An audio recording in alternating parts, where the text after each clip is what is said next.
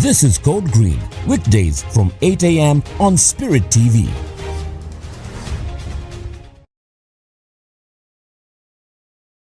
Good to know that you're still watching us here on Code Green. It's an utmost pleasure. Of course, earlier on I told you that today is an amazing day. It is World Refugee Day. Now, quick question. Well, let me just give you some quick details before we invite an amazing, person who is doing an amazing job. I will tell you what she's doing in a minute. But did you know that according to UNHCR, now I see many of you trying to remember your science, so I say, what exactly does UNHCR mean? I'll give you a couple of minutes to actually go and check it out on Google. But according to UNHCR, we have there are 65.3 million forcibly displaced people in the world, and about 21 million people, or 21 million of these are refugees, and 10 million are stateless. That means they have no country to go to, or they are there in no man's land.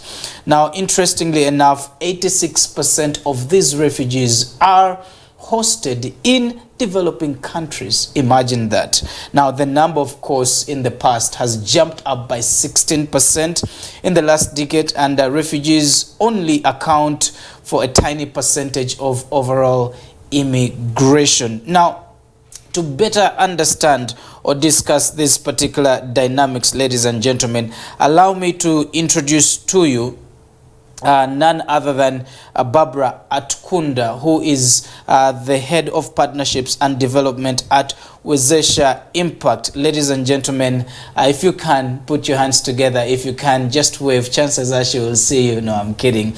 But Barbara, it is such an amazing pleasure to have you here. I was looking at those statistics, and it is insane. Who is a refugee, first of all? Who is a refugee? Thank you very much. You're welcome. Godwin, I will first please go ahead. Say hello to our viewers. I am equally excited to be here today on such a wonderful, amazing day, which is the World Refugee Day. Yes. Yes. To the question, who is a refugee? I just want each one of us to picture ourselves in this country of ours, in Uganda. You get to wake up in the morning and you get to go about your business. Like we are today. Like we are today, and you get to the road and you're able to maneuver to wherever you are going without any worry, without any fear. Unfortunately, just in the simplest terms, when you think about a refugee is a person that has been displaced from their country. Okay, first from their home, their home, exactly, because I think the process, I haven't been in that situation, but I imagine that the process starts from people not feeling safe in their households. Okay. Therefore, they go away from their households, from their communities, to a place where they think there is some degree of safety. Okay. That could be a forest, that could be a bush somewhere. Oh, no. And then when the instability, when the situation worsens, then they are forced to move from even there. Even those forests. Those forests, those bushes, those pits. We have had stories of people who have hidden in holes, in pits, in roofs, and then they are forced to move even from there. And then when it comes to those that move from their countries to the other countries, using whichever means of transportation, whether walking, whether by water or by plane, the person moves from their comfort zone, from their home, to a different country. So a refugee is a person that has been driven out of their country as a result of insecurity, which could be war. Sometimes it's politics, and this person's life is being threatened. Yes, so in those dimensions. Wow, I'm grateful. And earlier on we were talking, and it was quite interesting to discover that many Ugandans might not fully understand the concept of a refugee. Absolutely. But our neighbors actually do. For example, in 1994, when there was a genocide happening in Rwanda, very many Rwandans, as we call them now, not Rwandese, moved, left their comfortable homes because they were being killed and persecuted, and their family members were being massacred, literally. And so that there, I think, is the nearest example. Yes. The most recent one is, you know, the wars that we hear happening in Democratic Republic of Congo and having masses flood our nation. Then I think we had so the war in Sudan. That one was also significant, where Ugandans who had never seen Sudanese, all of a sudden you see these amazing, small, tall, dark-skinned people, and you know, they didn't come here out of their own making. It was because of the war that was happening. And so today we celebrate World Refugee Day in order, you know, for the milestones that have been made and the entire support that has been made worldwide towards the comfort or towards the rehabilitation of these people. Why is World Refugee Day important, and why should we celebrate it anyway? Yes, thank you very much. You know, just to take us a little bit back, when you talked about the Rwandans, yes, in my mind I still know them as the Rwandese. I am just taken aback to my life in Mbarara, and I look at friends that I had while I was in Mbarara, and these were Rwandese, these were Rwandanians. But when I think about this day, it causes a lot of excitement to me, because I'm drawn back to that experience of having this community of this household of people who are not necessarily Ugandans, but have come to Uganda to seek for asylum, for safety, and we went to school with them, and our relationship since then has been strong. And of course they were integrated into the community. They took on names from the West, and that for me shows that it is possible for people to move from their countries to another country and actually find safety. Why is this day important? It is very important, especially for us who are working in the space of youth development. This is a day, and I just want to tell our viewers that if you could check out our website, www.wezeshaimpact.org, it is a day on which we celebrate the refugees that are within this country. And for us that are working with refugees, we don't even call them by that name, refugees. Yes, we call them people of concern. Because also when you think about why some communities have expressed hostility to these populations, it's also because of this name giving. There's sort of like a negative stigma around them. Yes, it's creating stigma. It's causing them to be isolated. So for us, as we are working with them, if you found me in a class and I am training these people, you will not hear me use that word. So it's people of concern. People of concern. And people of concern are many. Amongst them is the refugee population. Yes, but for the purpose of this interview, I will use the word refugee, so that in case someone tunes in to Spirit TV, they are able to know what we are talking about. So I was saying that it is a day when we purpose to focus on these people of concern, and to celebrate them, to recognize the resilience, you know, to empathize with the situations that they go through. Like I said, like imagining that someone has left their country, their places of comfort, and then their jobs, their schools, their homes. You know, when you talk about school, I have interfaced with youth in Nachi Valley Refugee Settlement, and when you sit down to talk to them, they tell you, I had studied up to this point, and then the war happened, and we had to run, and someone tells you I was at university, but I didn't complete. So this day is just to send out a message to millions, and Uganda has over 1.5 million refugees currently, just to send a message to these people and to say we celebrate you, to say we empathize with you. As Wezesha Impact, we say that we continuously are looking forward to working with these refugees wherever they are. So, but also to the rest of the world, you know, World Refugee Day was first celebrated in 2000 and that was 2001. Yes. And that was also in commemoration of a treaty that was put there, that was created back then to recognize the fact that countries have to open their doors to people who are moving from their countries to other countries for safety. So it's also to the rest of the world to recognize their responsibility towards these refugees and being able to take action to ensure that these people are accommodated. I think that's amazing. I have a question for you. What exactly is the responsibility of the host country? For example, Uganda, we have, I mean, if we're to go by the statistics, almost every month we have about 5,000 coming in from Democratic Republic of Congo.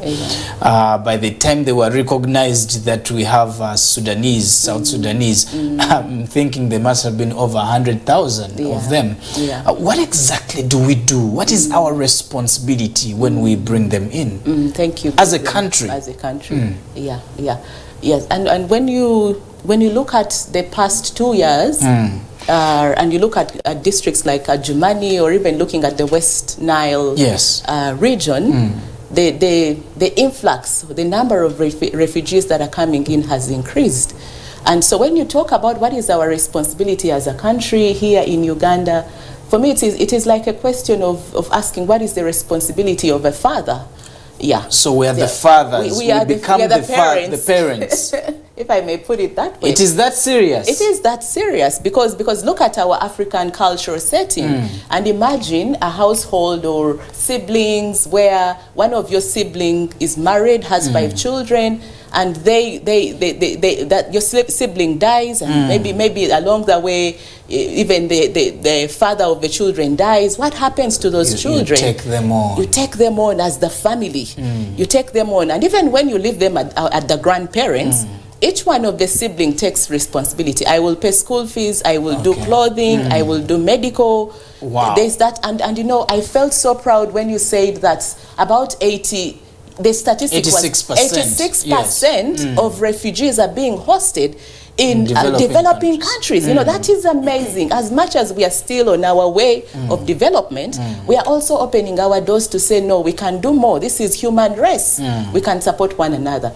But when you talk about the responsibility of government, I want to specifically focus my discussion onto the launch of the Jobs and Livelihoods Refugee plan that was launched by government in 2000. That was last year in May. Yes. 2021, government launched the Jobs and Livelihood Refugee Integrated Plan. And when government launched this plan, government was looking at envisioning a community of refugees and the host people that is self-sustaining, that is resilient, and government's contribution towards that is through working with partners, for example, the private sector actors, to encourage these private sector actors to take development to refugee hosting districts like Adjumani, Chiriandongo, Tiangwali. I'm mentioning the ones where I have been. Is Nakasongola one of them? Nakasongola, although I haven't been there.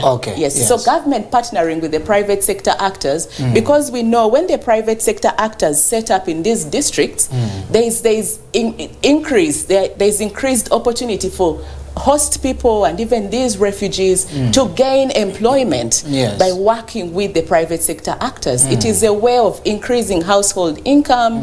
It is a way of increasing our food and nutrition safety for these people, but also looking at the agricultural input of these households and families within the refugee settlements. I think that's amazing. You know, please don't laugh when I ask you this one. On a side note, what happened to the Afghanistan? Because the most international refugees I saw, they fuss about the men in Uganda. They had never seen an Afghan woman, and they were like, they had started booking them. Our very own producer, you know, Sik, unfortunately said Banovan Sons are married. But you know, on what happened to them? It's like they came. They disappeared. No one knows what happened, what befell of them after that. No, that's true. That's absolutely true. And honestly speaking, when you go to the refugee, you know, there is also that portal. I remember during COVID-19, there was that portal that we always went to see cases where cases. So even for the refugee, UNHCR has a portal where you're able to go and see the numbers, the current numbers. Well, that's how I got to know that we are over 1.5 million. They are over 1.5 million currently. So even when you go there, it is very detailed, very well organized, and it shows you the refugees that we have in this country. Afghanistan refugees are not one of them.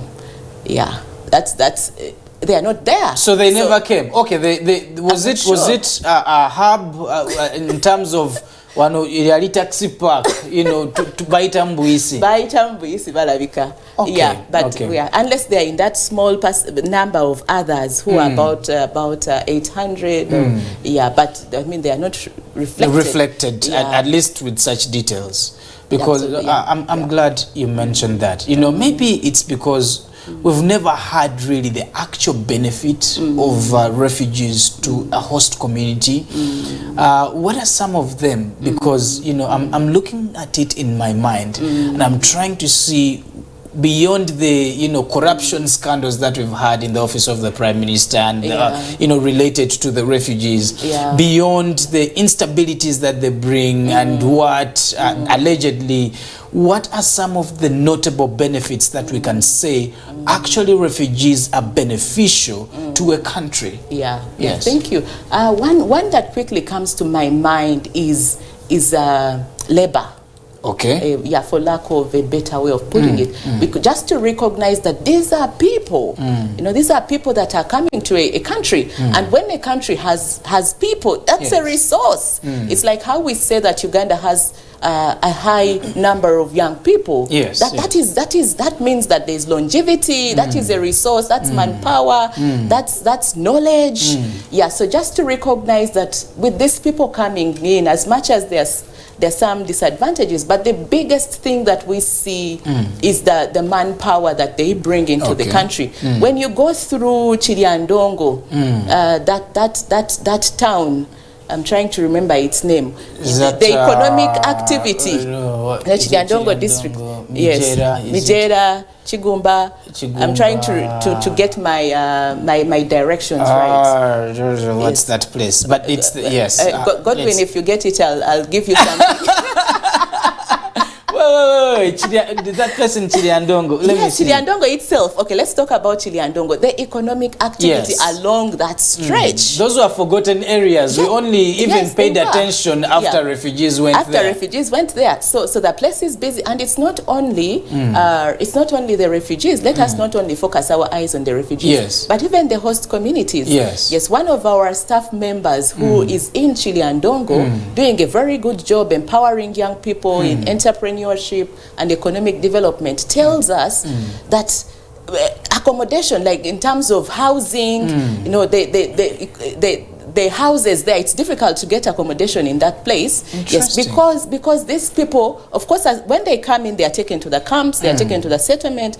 But like you said, after a period of time, and they have adjusted to the community, they start venturing out. They rent those houses, so that is income to the landlords. They rent the shops. They buy the foods. They buy the food. They grow food. So they contribute towards the economy of the country, and their business is also subscribed to tax.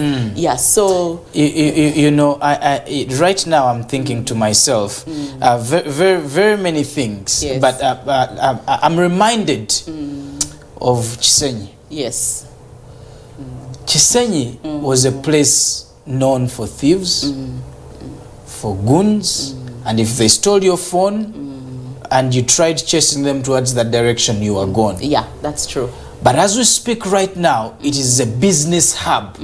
There are malls, arcades that have come up, shops that have come up, businesses, lodges, and, you know, places to stay that have come up because I can honestly I can dare say that because of the presence of the refugee community from Somalia, Eritrea, that has brought about such development in those places which were forgotten and were abandoned for such social misfits. That's true. And it's amazing. It's amazing. Now, Godwin, if I could ask you a question, had you ever seen a tuk-tuku, for example? You know those small cabs, those small ones which have three tuk-tuk, those ones. I mean, for me, the first one I saw was in Chisenyi. True. And now, of course, they have increased. Well, when we talk about development of the city, I don't know where they lie, but we are also talking about transportation. They have created this community within Chisenyi that is not only serving them, but it is also serving the community within Chisenyi. And a big thing, we used to fear walking there because of what you have just talked about. about you have your, just from, you saved this small amount of money, you've procured the phone, and as you're, walking on the street, someone comes and snatches your phone. But just to hear that has gone away because there is more productive, the society is more productive, I think for me that is a milestone for our country, Uganda, and something to emulate. You know what? Another thing, take actually a walk into the entire Rubaga area. Chances are 70% of the hotels and restaurants that are there are actually owned, or where the proprietors of those restaurants or hotels are by these refugee communities. Yes. We're going to take a break, but when we return, we'll start with a video that these amazing people from Wezesha Impact are doing, and some of the people that have benefited from the entrepreneurial lessons that they teach, especially these communities, so that they can be able to earn a living, employ, and become resourceful people in the spaces where they are after this break. This is Code Green, weekdays from 8 a.m. on Spirit TV.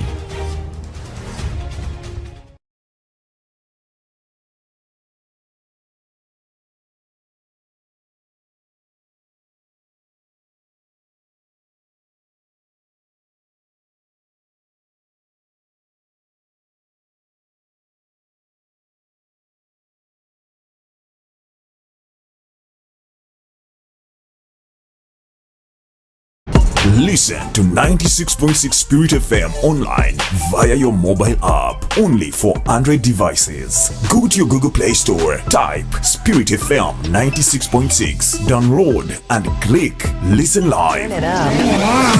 You can also stream live from our website www.spiritfm.co.ug. Click Listen Now and play 96.6 Spirit FM, music for life.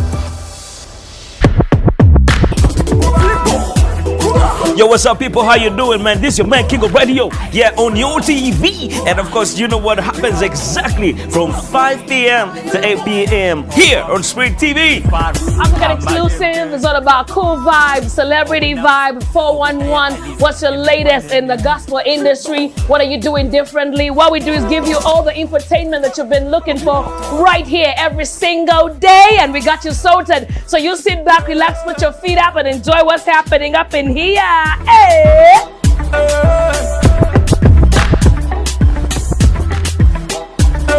Between you and me, something smells.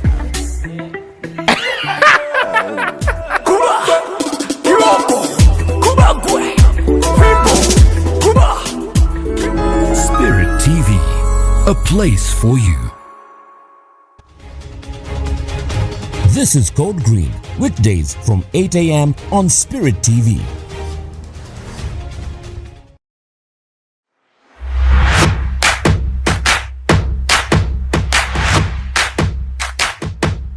My name is Pasian Baraka, a refugee from Naki Valley. I work with an enterprise called Botanical repellent. It's a social business that produces natural and affordable mosquito repellent jelly. We do have a business plan. Some of the components in the business plan, we have activities, we have value, we have beneficiaries, we have revenue, costs. So these are the things that we consider into our business plan. For example, for the activities, as Botanical, we normally produce our products. We as well make the sales, also advertise. We also give some job opportunities to women like who support us in making this product. And we of course purchase raw materials to make the product. We normally use MTN mobile money to save our the capital, the money from the business. And then we started, the first money we saved was 350,000, and for currently now we can raise up to 850,000 Uganda shillings. So this is the money that we normally keep in the MTN mobile money. We normally make approximately 100 tins per month. In the past 4 months, that's averagely, because we have actually the data into our document, but then it's approximately 400 and plus bottles. The capital, since I said we have now currently raising from 850,000, and we actually got other interest. Now we can go up to 1,200,000 because we have increased also the sales as well, because currently we have increased the sales. For the things that we normally produce, the expenditure, like let's say raw materials, package, labor, we normally spend average 250,000 Uganda shillings to have all of them ready to do our production. Like this is for per 100 things, we invest 250,000 Uganda shillings. Actually, that's something unique about Botanica. With Botanica, we outsource our own raw materials. Like the base of our product, we normally make from the honey and the honeycomb. So we process the honeycomb into the beeswax that support us to make our product. So we invest less money into the raw materials because you can still outsource within the camp, some of them. But then also others, like packages, we buy from Kampala, and then sometimes Marara as well. Currently, we have 4 suppliers. The one who supplied to us the essential oils is a factory in Kampala. It's called Shana. They have been supplying to us some essential oils. We also have been working with a resort that called the Crane Resort. I've been supplying some of the honeycomb. So these are the 2 suppliers we have got so far from the business. As Botanica, we normally, the full-time employers are 2 and part-time are 3 people. So in general, we have 5 so far who have got employment from our business. Yeah, of course. This is me and my colleague that work together in the administrative team. But then also we collaborate with women within the camp who also have got benefited from the job opportunities we have so far given to them. We chose women part of the main beneficiaries to be given job through Botanica. It's because actually we work with young mothers who have at least a child below the age of 5, because these kids are the one most affected by malaria infection. So employing their mothers, they can also look after their kids. Like we provide them that job so that they can also provide to their families. So that's why we are targeting most of these mothers. So in the past 4 months, we have raised a profit of 998,000 Ugandan shillings. As Botanica, we are intending to grow our business. First of all, we want to consider the product certification from the UNPS, because this will be a generator to grow our business as well. And also we are going to improve on the packaging and labeling, so to make it more attractive to our customers. But then want also to penetrate into different markets despite the western region of Uganda. We want to penetrate in Kampala, Mbarara, but then also in the 5 years we are also looking at also penetrating in the East African markets, because our product is unique and it's more effective, and our people they normally appreciate our product, so that gives us the courage to penetrate in those areas. So Botanica has gotten some values unique from the competitors. First of all, we give some opportunities to women to work with us, like this kind of job opportunities to them. Secondly, we tackle the problem, the burden problem of malaria infection rate. So with our product, we can decrease the rates of people being affected by malaria. So when I say people, I say kids who are dying from malaria. And thirdly, it's a natural product made out of organic ingredients, which is currently that's the preferences from our users. They would like to use something which is natural, free of chemicals. So this also gives us the opportunity to be so competitive in the market. Something about our product. Our product is a natural moisturizer. So when you apply it on your skin, it maintains your skin smooth and natural. And as well also, it's 8 hours protecting from mosquito bites. So if you smell our product made out of different essential oils such as citronella, it has a nice smell. Maybe you can have it trial. And of course, these are some of the fact that our product is most likely to be competitive in the market, because it also has some advantages on the skin. And for the Wezesha Award 2021, Botanica is actually very excited to be part of the competition and part of the nominees. And I think with the Wezesha Award, we truly believe it will take us through some of the goals that you want to achieve, such as making our product certified by the National Drug Authority, looking at the bigger market, improving our marketing ways, and also looking the way of improving on our packaging. So I think this would be a great reward to us, and yeah, of course, we believe it's gonna do some impact to our business. Wezesha Award 2021. Those are some of the beneficiaries of what Wezesha Impact is doing. In fact, follow me for a second. Do you know that out of the 20 million refugees worldwide, 51% are below the age of 18? Now, 51% below the age of 18. No one is telling you the ones that, die in those circumstances that they're fleeing from. But for me, it gives me great joy to know that there are people who are actually not looking at them or just stigmatizing them, but actually helping them to be able to, especially the young people, to make a living so that they are part of, the solution of the problems that the world is facing. Now let's talk about that's an amazing story and quite impactful in its nature. I mean, what is the ultimate why? I mean, why do you do what you do as Wezesha Impact? Is it, I always say, is it a story of where you once a refugee? Where did you get that, heart from to even think about them? Thank you very much. Because that's not too Ugandan. Yeah. Yeah, thank you very much. Thank you very much, Godwin. The why the work that we are doing.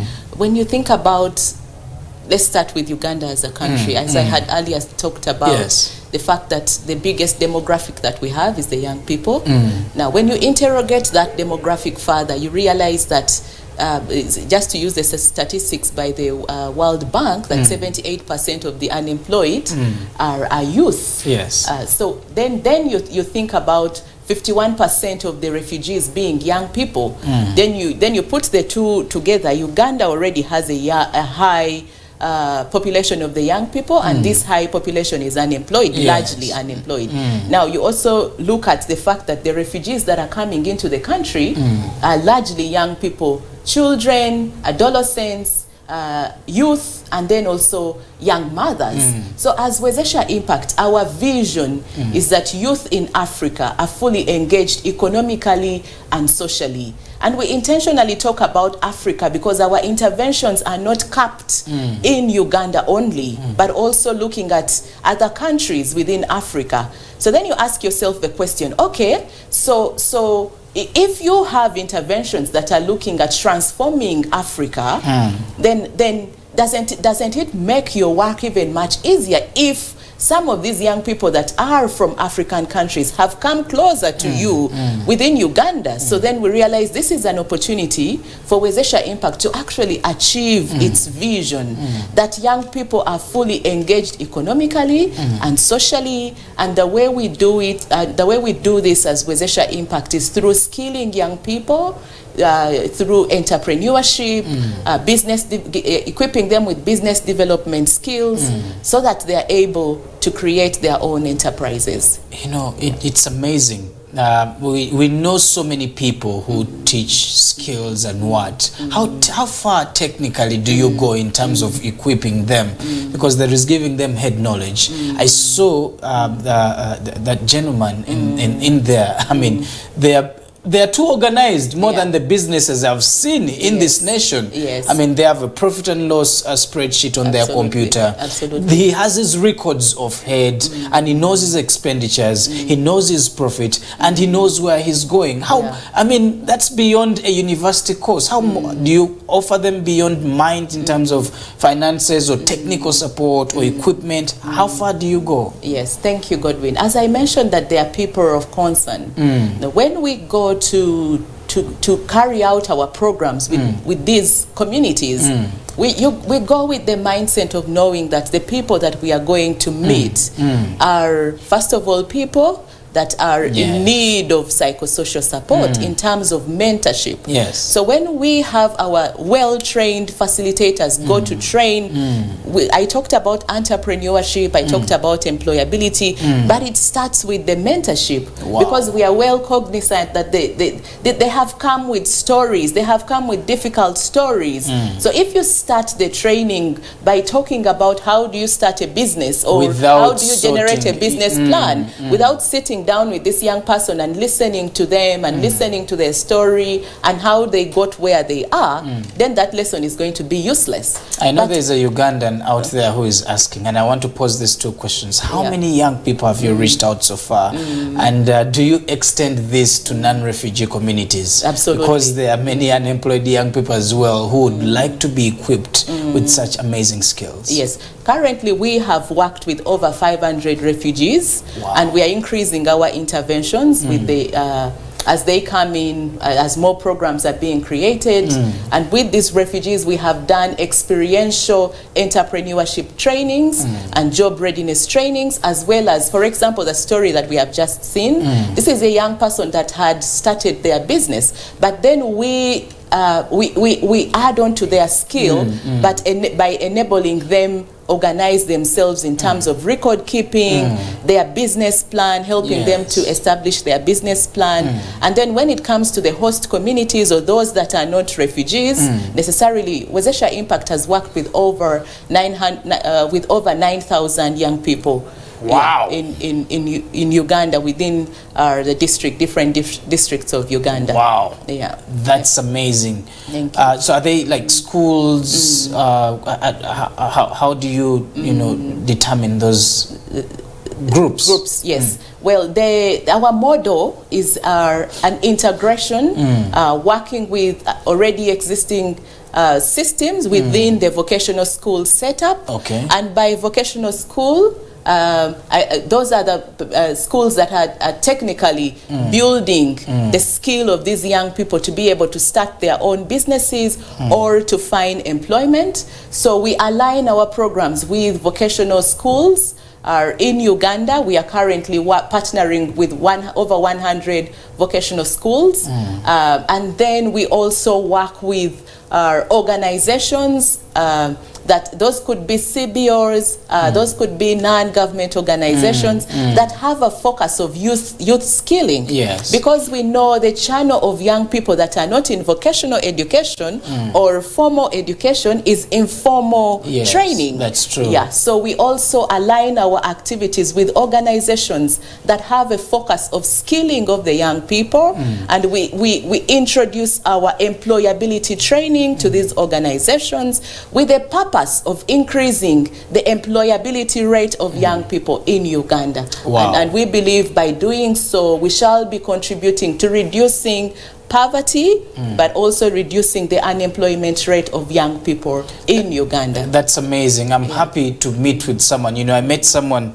over the weekend. What's her name? Gosh, but I'm going to remember it. Yes. She's an author. She wrote a book, how the population of today, or the change that I see, can begin acting on the change that they envision, or the different things that they want this nation to be, as opposed to looking at the government. So they are rallying different young people to be able to be the change that they see, as opposed to waiting government. So I'm very excited that what you're doing is amazing.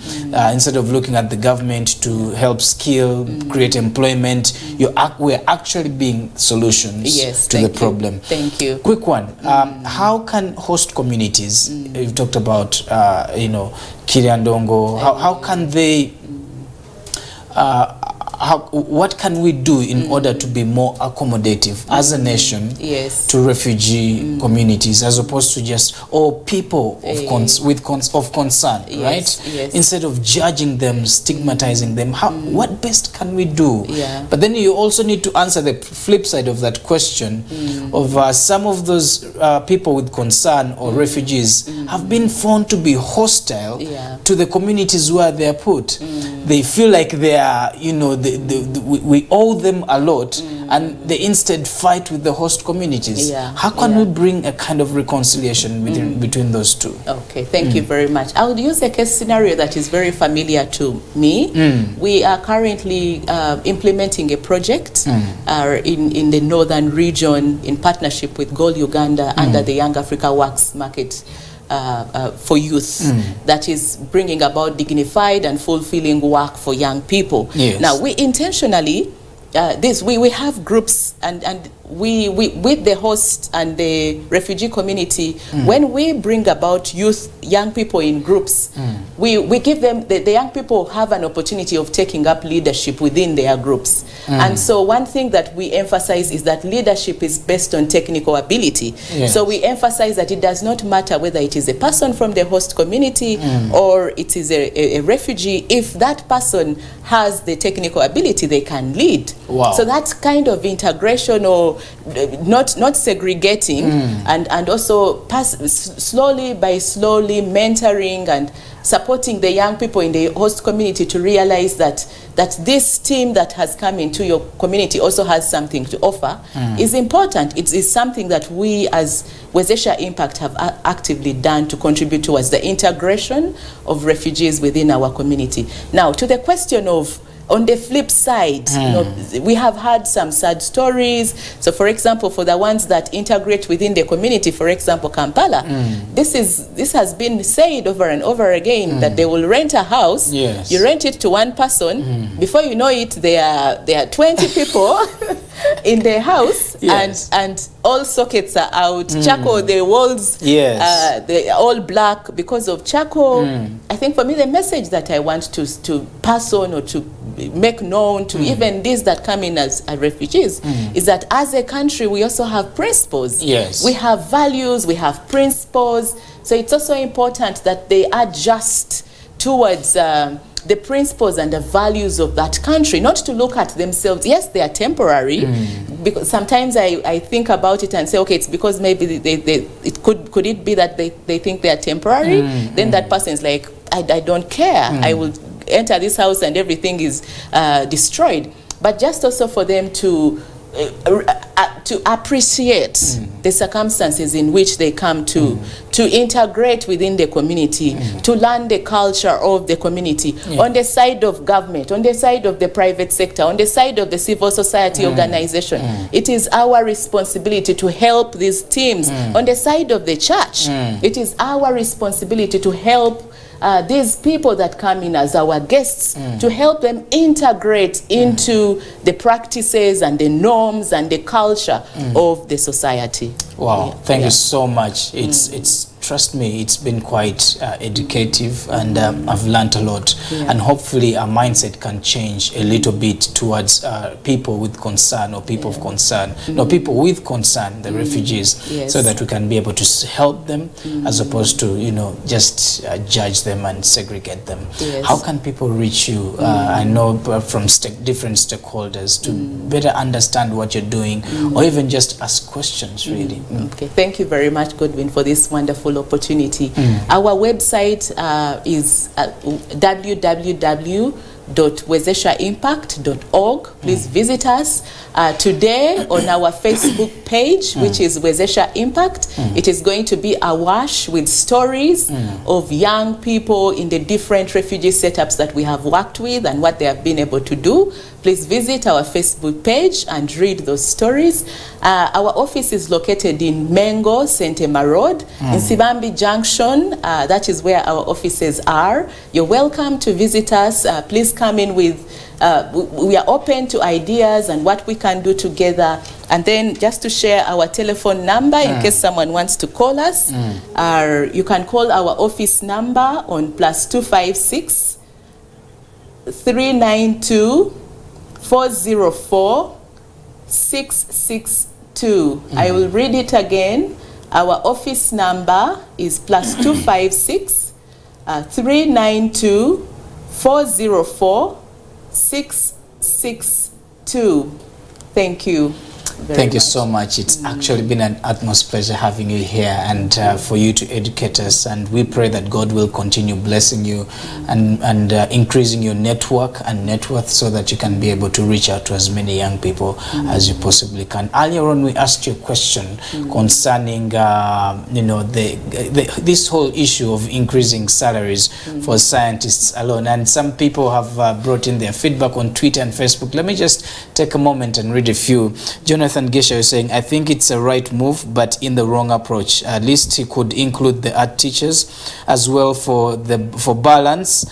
For it's these teachers that give ethical education to science teachers. You know, Mama Worship, you say, I highly disagree to that on the basis of it only being applied to science teachers. It's a sign of showing the arts teachers are of no use, yet they will do all their best to get the best out of us. Can you say they're educating the nation? They are all important, so increase both salaries of arts and science teachers. Timothy Trigg, you say, I think it's time to recognize the purpose of science teachers all throughout the country. So it's a right move now, and later we shall think of them all. Thanks. You continue. Let me see. We also have let me see, just one more. Let me reach out to one more group on Facebook. We have Maweje Joseph. You said that is everyone in the government a scientist? Most certainly not. If not, then everyone should be treated in the same way. Can scientists be there just for them and they won't need others? No, let them pay them equally because they work under the same entity. Interesting submission there. Maybe Justice Chibuli, you say, my opinion is it's not okay. Look on one side and they are all teachers. Can you saying because they need all category of teachers, you know, Bamturachi Henry Atroki, it's like hiding ahead, thinking that people are not seeing you. We need salaries for both of them. We need to set the salaries equal for all. In 5 years from now, when we want to increase the arts teachers' salaries, the science teachers will complain that even us, we want our salaries increased. Well, that's it from our feedback today. We want to leave you with a clip of something funny. Stick around because we have a lot more programming lined up for you. Have a blessed day and have a good one. This is Code Green, weekdays from 8 a.m. on Spirit TV.